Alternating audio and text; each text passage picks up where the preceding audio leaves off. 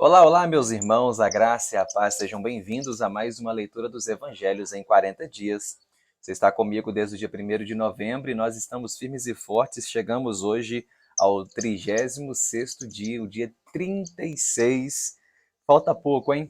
Últimos dias de leitura. Hoje leremos o Evangelho de João, capítulo 8 e 9. E tem sido uma bênção todo esse tempo. Estou gravando esse vídeo aqui direto de Minas Gerais, estou tendo um tempo de descanso, mas a nossa leitura segue firme e forte. A voz está um pouco rouca, mas eu espero que você esteja me ouvindo bem. Você pode compartilhar esse link com quem você quiser. E vamos juntos para mais essa leitura, ver o que Deus tem para nos falar. Jesus vai se encontrar hoje com a mulher adúltera. O conflito com os religiosos continua, os ânimos estão intensos e Jesus batendo de frente com a hipocrisia dos religiosos, dos mestres fariseus daquele contexto. Vamos comigo? João capítulo 8. Continuando em Jerusalém, Jesus tomou a direção do Monte das Oliveiras, fora do muro da cidade, e ali ele passou a noite. No dia seguinte, voltou para a área central de Jerusalém e passou a ensinar numa das áreas do complexo do templo. Quando ele se sentou no chão, muitas pessoas se reuniram à sua volta para o escutar. Nesse momento, alguns teólogos e fariseus apareceram. Eles trouxeram uma mulher e a puseram em pé no centro do grupo. Os homens disseram a Jesus: Pegamos esta mulher em flagrante adulterando. Nossa legislação é clara. Ela tem que ser apedrejada. Queremos saber a sua opinião. O objetivo deles era pôr Jesus à prova para ver se descobriram algo que pudesse usá-lo contra ele. Em lugar de responder, Jesus se curvou ainda mais para escrever no pó do chão com o dedo. Eles insistiram para que respondesse. Jesus então ficou em pé e perguntou aos teólogos e fariseus: Há entre vocês alguém que não tenha pecado? Se alguém aqui não tiver pecado, jogue a primeira pedra nela. E depois ele voltou a sentar no chão e continuou escrevendo. Diante da fala de Jesus, os líderes da delegação de teólogos e fariseus se retiraram, do que foram seguidos por todos os outros do grupo. Só Jesus e a mulher ficaram ali, ambos de pé. Então Jesus perguntou: Mulher, onde estão os teus acusadores? Não a condenaram? Ela respondeu: Ninguém, foram todos embora. Jesus então disse: Eu também não a condeno, vá embora e pare de pecar. Estando ainda em Jerusalém, quando as lâmpadas da festa das cabanas já tinham sido apagadas, Jesus disse aos que com ele estavam: Eu sou a luz do mundo, segundo a expressão de Jesus do Eu sou em João. Quem me segue não anda nas trevas, bem ao contrário, quem me segue tem a luz da vida. Os fariseus o contestaram de imediato, com base na interpretação que faziam na legislação judaica. Eles proibiam que uma pessoa apresentasse sua própria defesa. Como Jesus falava de si mesmo, eles disseram: Você está sendo o seu próprio advogado, esse tipo de defesa não é legalmente válido. E Jesus respondeu: É verdade que falo sobre mim mesmo, mas o que eu falo é totalmente verdadeiro? Eu sei de onde vim e sei para onde eu vou, mas vocês não conseguem compreender essa realidade. Vocês falam a partir do que veem, sempre pelas aparências, e então me reprovam. Eu faço diferente. O que eu digo sobre mim é verdadeiro, porque o que eu digo é aprovado pelo meu Pai eterno. Foi ele que me enviou. Jesus continuou: Vamos examinar a própria legislação que vocês estão usando contra mim. Nela está escrito que os testemunhos de duas pessoas devem ser aceitos. Eu dou a minha versão dos fatos e o Pai Eterno me enviou diz a mesma coisa. Os fariseus replicaram: Então nos diga onde é que está o seu Pai.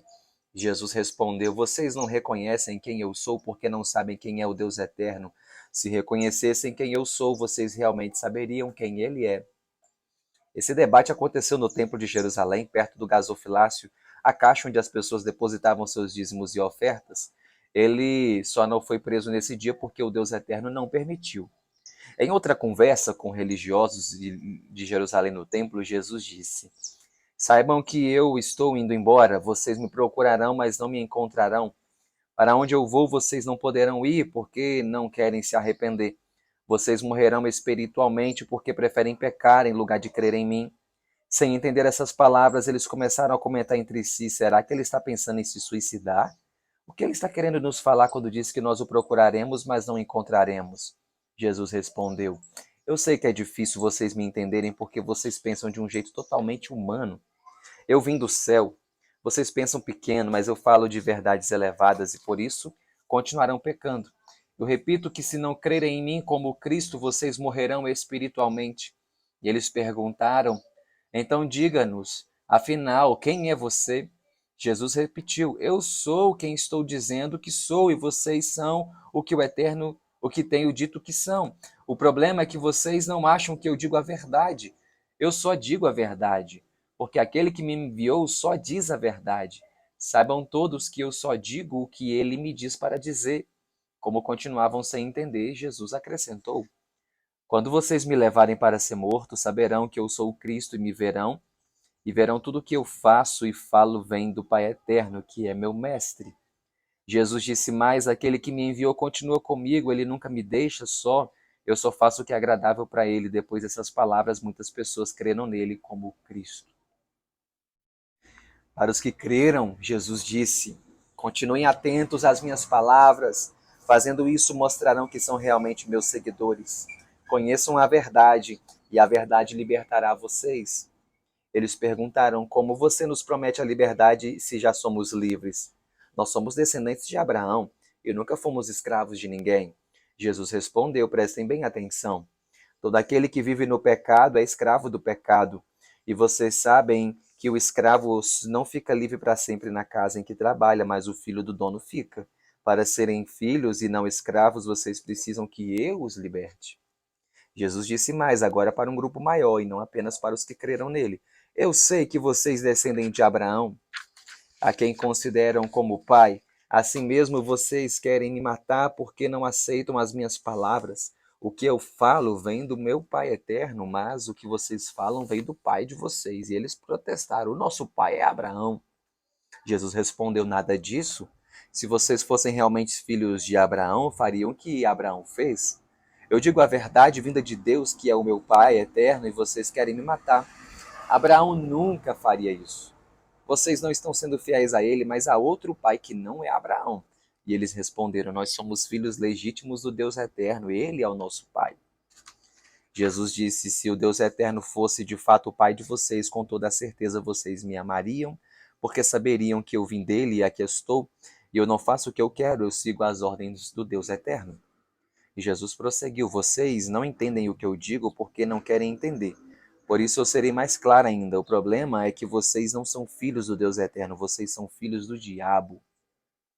Ele é o pai de vocês. Por essa razão, fazem tudo para agradar a ele, não é o Deus eterno. O diabo é um assassino, sempre foi. O diabo é um mentiroso, sempre foi. Ele nunca fala a verdade, tudo o que diz é mentira. Ele é mentiroso e pai da mentira. Jesus disse ainda mais: é por isso que vocês não creem na verdade que eu digo. Eu estou errado? Estou pecando? Vocês sabem que não. Porque então não creem em mim. Se o Deus eterno fosse o pai de vocês, ouviriam o que ele diz, que é o mesmo que eu digo. Vocês não creem em mim porque não amam o Deus eterno. O debate de Jesus com os religiosos no templo continuou e eles disseram: tudo o que você nos diz mostra que você não passa de um samaritano endemoniado. Jesus respondeu: eu não tenho um demônio. Bem ao contrário, tudo o que eu faço é para exaltar o meu Pai eterno, tudo o que vocês fazem para me insultar. Eu não estou atrás de honra, mas vocês só querem honra. Por esse motivo, vocês pensam de mim o que eu não sou. Então eu vou repetir para que entendam: todo aquele que ouve e pratica o que eu ensino viverá eternamente. Os religiosos ficaram ainda mais furiosos. Agora temos certeza, você está endemoniado. Abraão e os profetas do nosso povo morreram há muito tempo e você chega agora e tem a petulância de nos dizer que os que ouvem as suas palavras viverão para sempre. Parece que você se acha maior que o nosso pai Abraão, falecido há muito tempo. Você está se igualando aos nossos profetas do passado? Tenha paciência, ponha-se no seu lugar. Jesus respondeu: se eu buscasse honra para mim, vocês estariam com a razão, mas esse tipo de coisa não me interessa. Quem garante que falo a verdade é o meu Pai eterno, mesmo que vocês também dizem ser o pai de vocês, mas não é. Vocês não o conhecem, eu o conheço. Se eu não o conhecesse, eu seria um mentiroso como vocês. Eu o conheço e sigo as ordens que ele me dá. E Jesus completou: Abraão, a quem vocês chamam de pai, alegrou-se quando eu nasci e ficou muito feliz. Eles ficaram horrorizados. O quê? Você nem completou 50 anos de idade e conviveu com Abraão? Jesus respondeu, prestem bem atenção no que eu vou dizer. Quando Abraão nasceu, eu já existia. Nesse ponto do debate, eles não se contiveram e pegaram pedras para atirar em Jesus, mas ele se escondeu e depois saiu do templo. Que debate! João capítulo 9. No dia em que caminhava pelas ruas de Jerusalém, Jesus viu um cego de nascença pedindo esmolas. Como estavam com Jesus, seus companheiros logo perguntaram, Mestre, esclareça-nos uma coisa. Sabemos que este homem nasceu cego e que toda a doença é um castigo pelo pecado cometido. Então foi ele que pecou quando estava no ventre de sua mãe, ou ele está pagando pelos pecados dos seus antepassados? E Jesus respondeu, nem uma coisa nem outra. Nem ele nem seus pais pecaram para que ele ficasse cego. Precisamos pensar de outro modo. Estamos agora diante da oportunidade de mostrar o que o Deus eterno faz. Eu fui enviado ao mundo para ser a luz do mundo, e todos verão agora o poder do Deus eterno em ação. Ditas essas palavras, Jesus se aproximou do cego e cuspiu na terra com a saliva, fez lama. Depois pegou a lama, passou nos olhos do cego e ordenou, vá até o tanque de Siloé e lave seu rosto. A propósito, o nome desse tanque Siloé significa enviado, como Jesus, que foi enviado pelo Deus eterno. O cego foi até lá, lavou o rosto e passou a ver. A notícia logo se espalhou. No dia seguinte, os vizinhos, que sempre viam um cego pedindo esmolas, estranharam o que tinha acontecido e, admirados, começaram a comentar uns com os outros: Opa, esse homem não é aquele mendigo que ficava sentado na calçada? Todos tinham suas opiniões. Um deles confirmou, com certeza, ele é o mesmo homem. Outro complementou, se não é ele, parece muito com ele. O ex-cego repetia, sim, sou eu. Então um terceiro morador lhe perguntou, se você é cego que pedia esmolas, como foi que agora você está enxergando? E ele respondeu, aconteceu o seguinte, um homem cuspiu no chão, fez uma lama com a sua saliva, passou nos meus olhos e me disse, vá até o tanque de Siloé e lave o seu rosto. Eu fui, me lavei e agora estou enxergando. Um quarto morador pressionou, quem foi esse homem? Ele respondeu, o nome dele é Jesus. Alguém que ainda não tinha perguntado nada quis saber, e onde esse Jesus está agora? Ele respondeu, vocês agora me apertaram, porque eu não sei.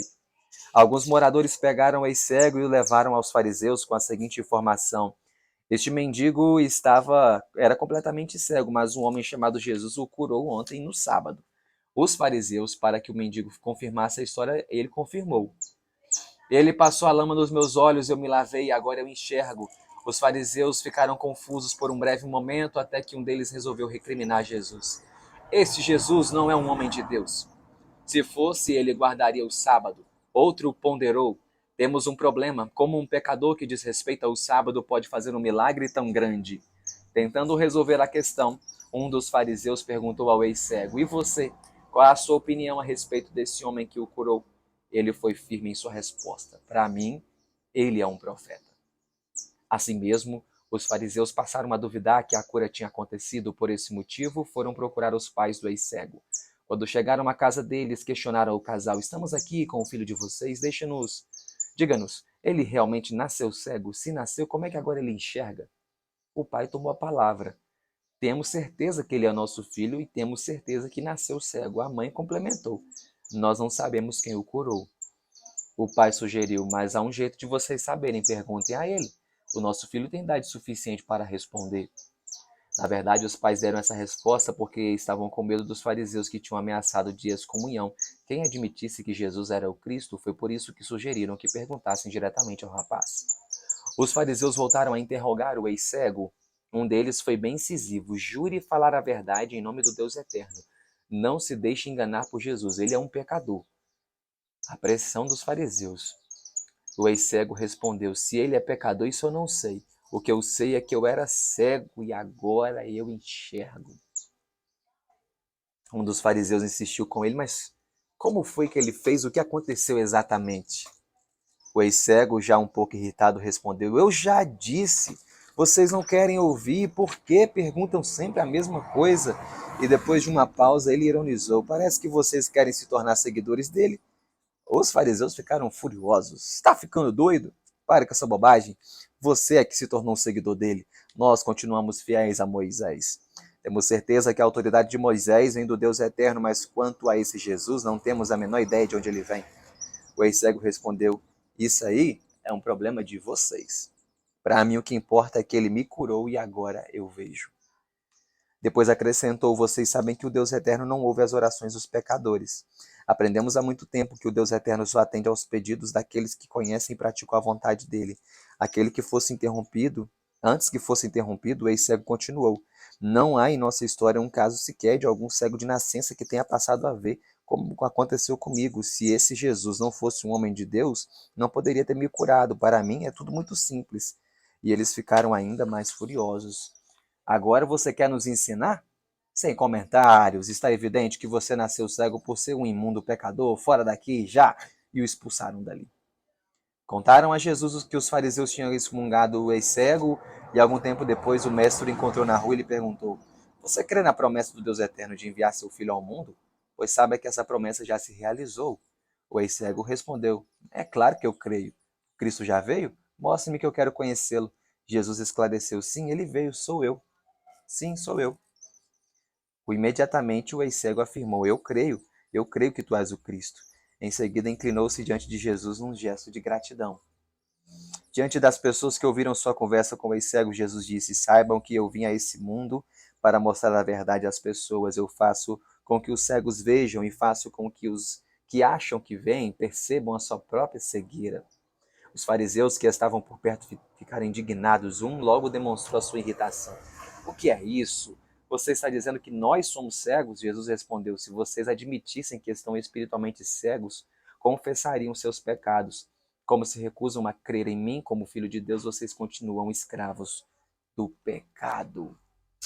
E assim terminamos a nossa leitura do dia 36, João 8 e 9. Amanhã leremos João 10, 11 e 12. Estamos na reta final. Esse embate de Jesus com os religiosos, gente, era a ênfase aqui de todo o contexto. E o que mais me chama a atenção é que para os pecadores era tão simples reconhecer Jesus, mas aqueles que se achavam religiosos, que achavam que sabiam de tudo, esses estavam completamente cegos. O cego deu o testemunho dele. Eu falei, gente, para mim é tão simples, ele é o Cristo. Mas eles não admitiam jamais essa hipótese, porque seus corações estavam endurecidos, eles estavam mais interessados na lei, na religiosidade, do que num relacionamento verdadeiro com Cristo. A religião escraviza, a religião nos cega, a religião nos afasta de conhecer o Senhor Jesus. Por isso que Jesus disse: conhecereis a verdade e a verdade vos libertará. Beleza? Fechamos mais um dia, espero você amanhã, aqui, em mais um dia da nossa leitura dos Evangelhos em 40 dias. Que Deus te abençoe e te guarde. Um grande abraço. Até lá. Valeu!